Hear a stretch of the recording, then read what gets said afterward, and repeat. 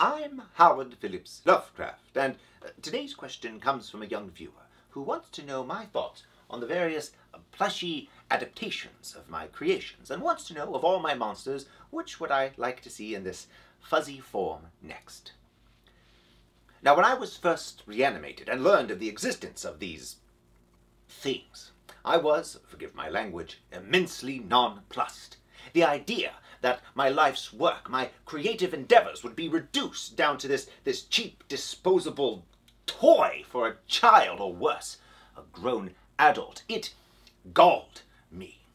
As an artist, I rejected the rampant commercialization and industrialization of art. I found it to be against what the aesthetic calling was all about. I did not write in order to earn filthy lucre. I wrote in order to express that sense of wonder and dread that the world inspired in me and pass it on to future generations. That this is my legacy. But it's rather hard to deal with.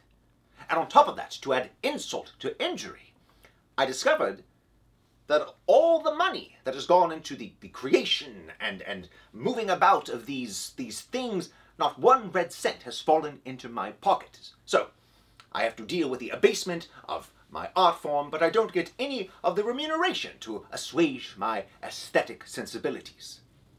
It is a little upsetting. But I have been out of the grave for almost 10 years now, and a decade can change a person. And while I find these things no less distasteful than I did when I first crawled from the grave, there is something about the fact that the product of my imagination, of my nightmares, those chemical signals within my brain that I first translated into words put down on paper, have materialized in our physical reality. This intrusion into our universe of my nightmares, my stories, there's something wondrous in that.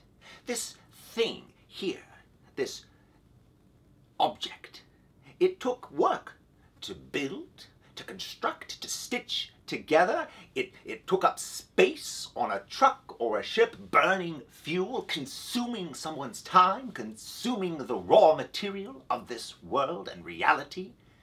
And now, it sits, a potent reminder of what our thoughts can transform into. And so, if I do have to have some legacy, I can think of worse ones.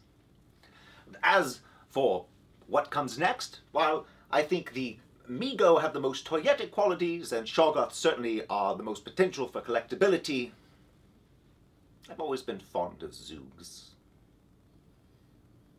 As always, I'm Howard Phillips Lovecraft.